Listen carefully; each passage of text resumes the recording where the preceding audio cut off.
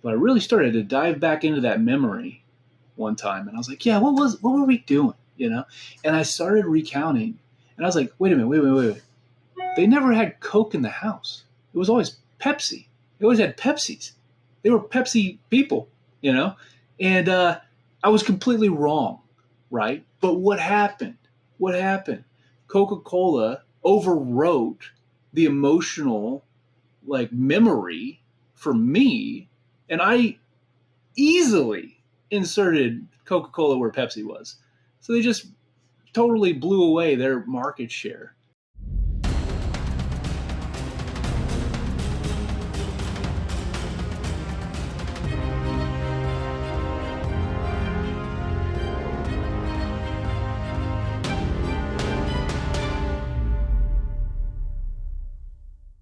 Hi, everybody. My name is Jake McGee, and I am the founder of His Grace Productions. And today I wanted to talk to you about something I hear a lot of, and it's why people feel that their marketing is invisible.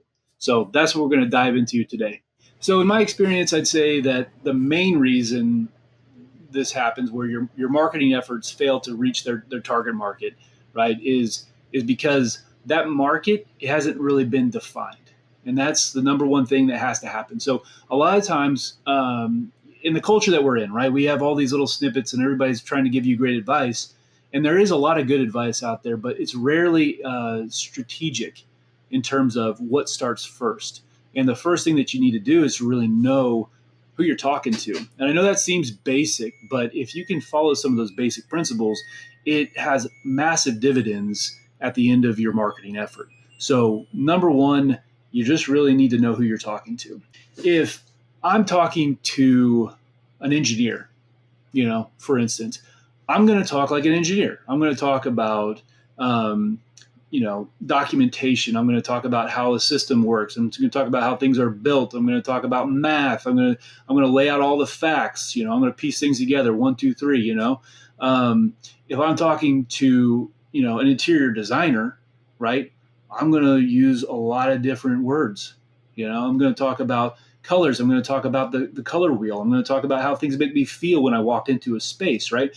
And both trades are involved in doing the same thing. An engineer has to lay out, the foundation and everything about a house, and the interior designer has a whole other piece to do with it as well, right? But in order for me to communicate effectively to that person, I can't talk to the interior designer like I'm going to talk to an engineer.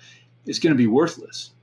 We are approaching people as if they're a business owner, and we're trying to communicate on those terms, and it's just going over their heads. There's no point. So step one in not having your marketing and everything feel really invisible is start speaking the language of the people you want to talk to the most. So when we start talking to people, and as you might notice from what I just said, I like to tell stories. And the reason that that's important is that as humans, we connect over stories, right? We're not talking to robots. It's not, AI talking to AI. They don't care about each other, right? For us as humans, and this has been from the dawn of time, we connect over stories. And the reason that is that when we hear a story, the first thing that we do is we try to put ourselves in the position of whoever is the character, the main character in the story, right? So if you're telling me a story about something silly that you did, right, I'm going to put myself in that position and say, would I have done the same silly thing? And if not, I can look at you like a goofball and be like, yeah, well, I don't have to worry about that. I'm not that guy, right? But if you did something and I'm like, oh man, I could see myself doing the same thing, boom, I'm locked in because I want to avoid whatever silly thing you just did. You see how that changes your attention span right there? Because now you're invested because your brain's doing multiple things. You're evaluating, right?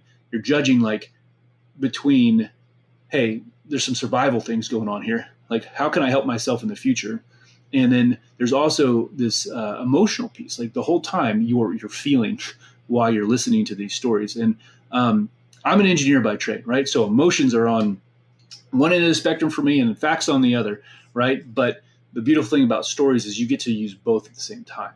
And so, I'd say that storytelling in terms of capturing people's attention is vital, because I don't want to listen to more facts.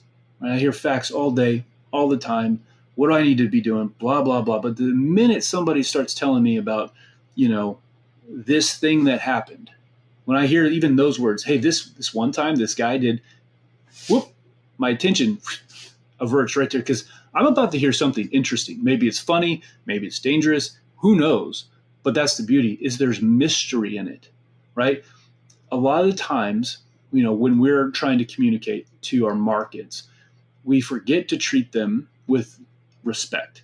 And that's not me being rude or trying to, make you feel bad, right? Because I do the same thing. We have to treat our audience with respect in regards of they're a lot smarter than we think, right? We think that we're going to lay out this whole storyline and they're going to be like, feeding on every little detail that we give them.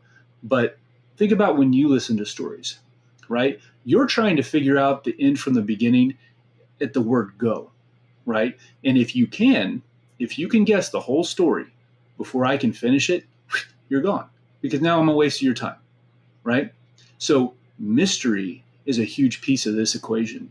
So if you can introduce mystery in your storytelling, like keep feeding that carrot down the road, you're going to keep people's attention so much more than just blasting a bunch of facts at them, right? We think that our customers, right, are going to look at a pros and cons column of our product versus their product, or our service versus the other guy's service, right?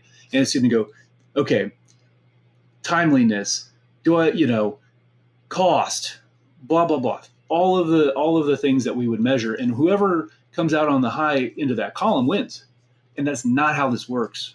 How this works is it's in the back of your mind that's constantly processing all the information. And Gerald Zaltman is a Harvard professor. I believe he's still a Harvard professor. Don't get me wrong there, but he did a study on branding, and done some work for Coca-Cola and different companies like that. And so he did a study on like why people buy. What's these buying decisions like? How is this? How is the brain associating buying decisions with activities? Is it logic based? Is it not? And what he found was that 95% of all buying decisions are made in the subconscious. So what does that mean? That means that your subconscious, not the front part of your brain that's saying pros and cons, the back of your mind that's sensing and smelling and feeling, is deciding whether you can trust this person, whether this is something that you need, whether this is something you want to do. And it's already decided. And then what comes later is your front part of your brain catches up. And it says, okay, I know I want to do this. How can I justify it? And then that's when all the facts come in. So really effective marketing has a 1-2 punch. It leads with a lot of emotion and a lot of help and a lot of, just, hey, all the subconscious, all the feels, all those things. And then it follows up with, and oh, by the way, we're the best, we're the cheapest, we're the this, here are our guarantees, here's all this stuff. Because then I can take that new Ferrari I want to go buy, and I can justify it to my wife. I'm like, hey, look, here are all the facts of why we need this car. Ferrari is probably a bad example, but you get what I'm talking about. So we talked a little bit about emotions and the importance of that in buying decisions, but how does that link with branding and your marketing, right? To stand out, to not be invisible. And so what I would say is emotional branding is that first iteration of what you're doing, right? It's that first, hey, I want to address your subconscious first. And I have everything to back up with what I'm saying. We're not slimy salesmen here. This is the truth, right? But we want to start back here, because if this doesn't happen in the subconscious, you're never gonna make that sale. Maybe one in 100 of us engineers out there who are actually doing the pros cons, and we just shut down our subconscious. It's trying to work, and I've had people tell me that, but that percentage isn't going to get you your margins you really want anyway. So why focus on it? Emotional branding is really important, because what it does is it ties specific feelings to a brand, right? So I've used this example in the past in some of my talks, but I think of Coca-Cola, right? And I feel like Coca-Cola has done a really good job of branding what I call like nostalgia, and I think of old days. I think of people throwing back a Coke and sitting on the back of a bed of a pickup truck, and it's the summertime, whatever. Like I think of nostalgia. So when I feel nostalgic, personally, I'm like, oh man, what would make this moment perfect is I had a bottle of Coke, right? And it's funny because I think back to when I was a kid, and I'm like, yeah, I remember having Cokes, with my grandfather, my great grandfather, just sitting out on the farm. And I have a specific memory of him with his pocket knife cutting up this apple when I was sitting on the porch, and him handing me, a piece of the apple during our lunch break before we're going back out and doing more farm work, and sharing it, him having a Coke and me having a Coke, and it was great. But I really started to dive back into that memory one time, and I was like, yeah, what were we doing, And I started recounting, and I was like, wait a minute, wait. They never had Coke in the house. It was always Pepsi. They always had Pepsis.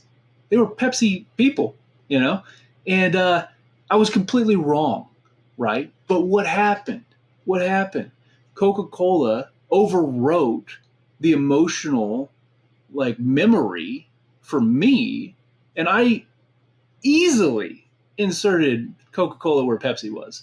So they just totally blew away their market share in my mind, um, and so that's the power of this stuff.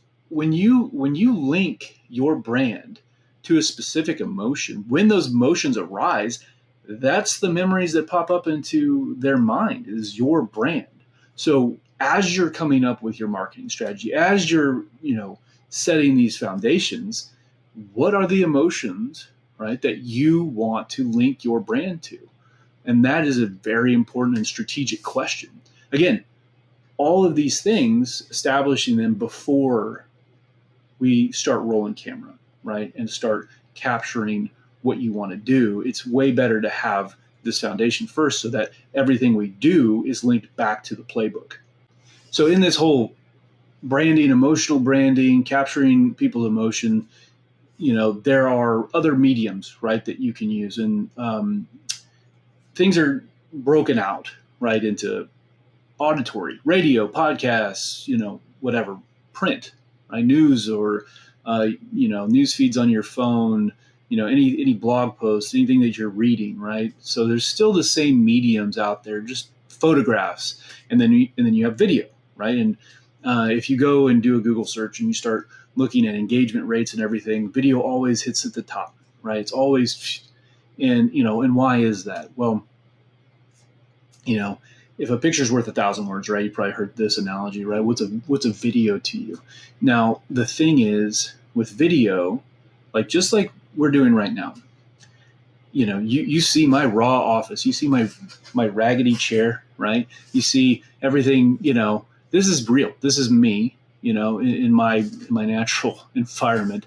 And with video, you get a glimpse into that world, right?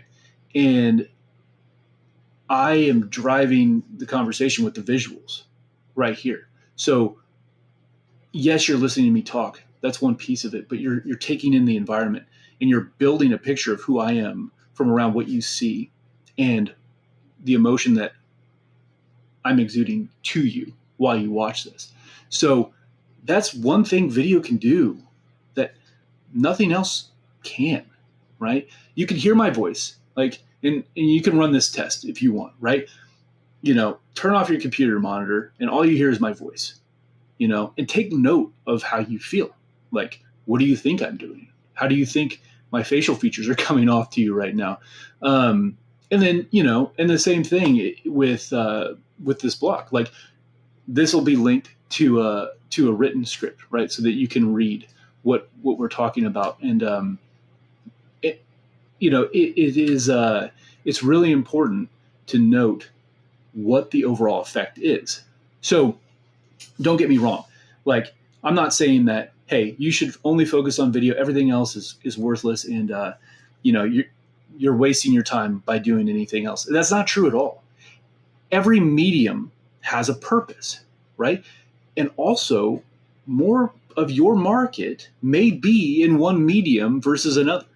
Maybe you have a hardcore Audible like group that are just people driving to work and all they can do is listen the whole time. That is a fantastic place to be if that's your market, right? So it's another thing that you have to take into account. Our visuals, our video, is video, supreme? It can be, absolutely, and it can have an extremely powerful impact. But again, it comes to this layered approach. Like, what's your end goal? Where are your people? How are you communicating to them? And it's not a one or the other, it's an everything and. That is the best type of strategy, right? So that's what I would say in terms of why video is so effective, is what you can get from it when you watch something, right? It's a whole different medium, but never discount these other mediums, right? So to wrap kind of everything up in terms of how to not be invisible in your marketing, I'm going to leave you with one more story, because that's what we do here. So I was working with a company, and they had a problem with retaining people to be like pipe fitters and tradesmen. The problem was they were losing a lot of these guys out to the oil fields. Because I'm here in Texas, so that's a big pull. These guys go out there, they can make a lot of money in a relatively shorter amount of time than sticking with like a mechanical contractor, and you're building schools and whatever for less money. So they were having a hard time finding the right fit, and so they'd go to these job fairs and all this stuff, and then it would just come up dry. They'd maybe get one or two applicants, and maybe they were duds, and it just took them a lot to get the right people in. So they approached us to try and help solve that problem.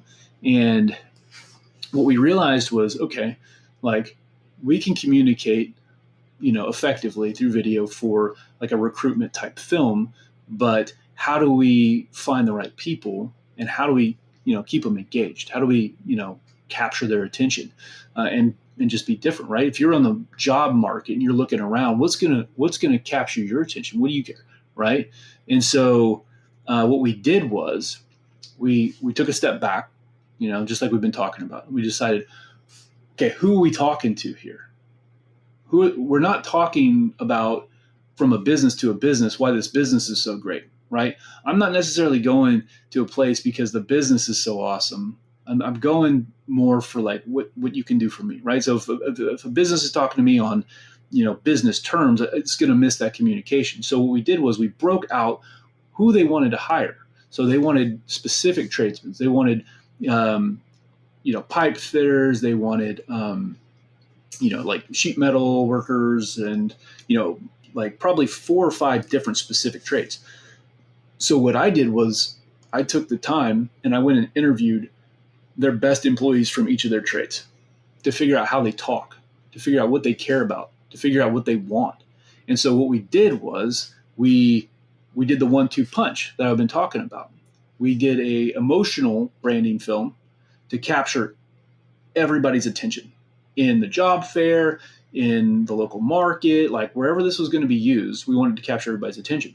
So we made this extremely powerful branding film. There's people welding, and there's flames going everywhere, and there are these guys walking into these job sites early in the morning, but it was all focused around the employees, because that's who we were talking about.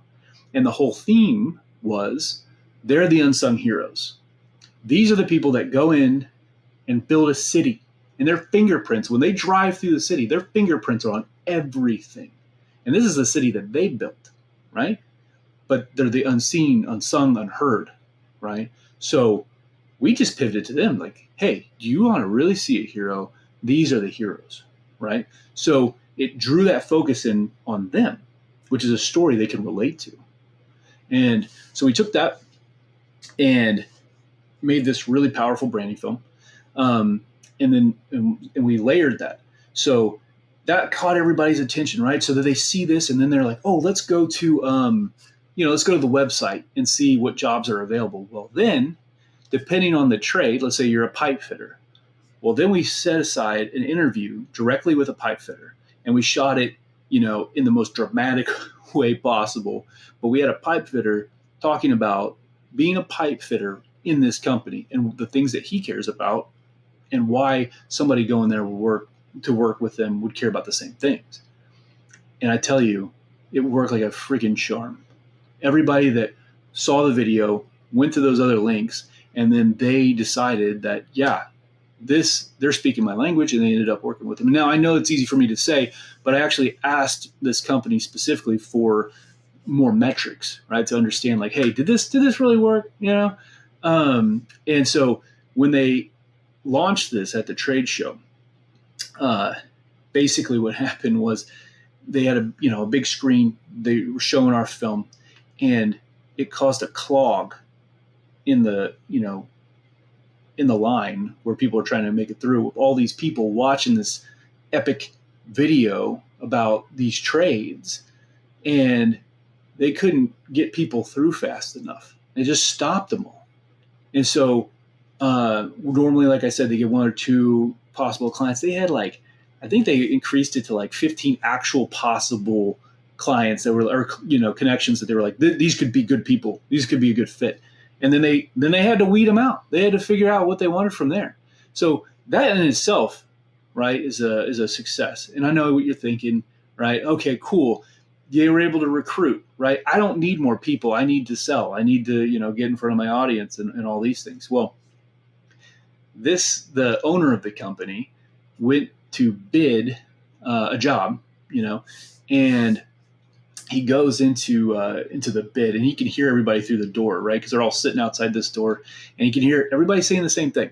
Hey, I think it was a bid for a school, and they're like, hey, for this school, here's the type of equipment we're going to use. This is our process that we do, blah, blah, blah, blah, blah, over and over again. And so our guy goes in, he's like, hey, look, I know everybody's talking about, the equipment they're going to use and everything, but would it be okay if I showed you a little short video that kind of introduced you to our people? And they're like, yeah, sure, why not, And then showed that to them, and they're all just captivated. And it's not about how great the company is. It's literally about how important their employees are and what they do, and how, like I said, their fingerprints are all over everything in the city. And he walked out of there and won that job. And it was to build a school. Okay. So it's not chump change. Right. And I was like, oh my gosh, that's amazing. He was able to use that to get more business, because again, he appealed to the emotional side of these people who are literally there only to look at the pros and cons. But he bypassed it by hitting their emotion first. And then he had his list of why they're the best, right? So keep that in mind, as you're marching forward in this year and everything, and you're setting up your plans, you're setting up your strategies, just keep that in your mind. The 1-2 punch, start with the emotional, bring in the logical, and following that principle alone, you should see a massive change from being in this invisible place to people stopping and starting to ask you questions about what you do, who you are, and want to be a part of, of your clientele. Okay, thanks so much for watching. I hope you found this video helpful, informational. Please subscribe. You can comment, and also let me know if there's anything else you are interested in hearing about. If you want more detail, there is a link in the description below for the blog, so you can dig into all of these fun, juicy facts. And make sure you stay tuned for our next video, which is coming out soon. It's going to be how to create viral videos and to go from good to something that's unforgettable. Hope to see you there.